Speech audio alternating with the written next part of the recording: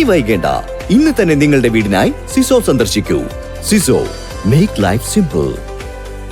സംസ്ഥാന തലത്തിൽ കോൺഗ്രസിന്റെ നേതൃത്വത്തിൽ നടത്തുന്ന ഗൃഹസന്ദർശനത്തിന്റെയും ഫണ്ട് ശേഖരണത്തിന്റെയും പ്രവർത്തനങ്ങൾക്ക് കൊപ്പം മേഖലയിൽ തുടക്കം കുറിച്ചു.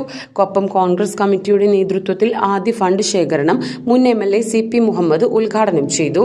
ഫണ്ട് ശേഖരണത്തിന്റെ ആദ്യത്തെ സംഭാവന റിയാസ് മലബാർ കൈമാറി. രാജ്യം വളരെ സങ്കീർണമായ ഒരു കാലഘട്ടത്തിലൂടെ പോയിക്കൊണ്ടിരിക്കുന്ന ഒരു സന്ദർഭമാണത്. ഇന്ത്യ മഹാരാജ്യത്തും കേരളത്തിൽ ഇന്ത്യൻ നാഷണൽ കോൺഗ്രസും ഐക്യ ജനാധിപത്യ മുന്നണിയും വീണ്ടും അധികാരത്തിലേക്ക് വരേണ്ട നിർണായകമായ ഒരു പോരാട്ടത്തിന്റെ നടുവിലാണ് കോൺഗ്രസിന്റെ ഈ ഫണ്ട് പിരിവ് ആരംഭിക്കുന്നത്.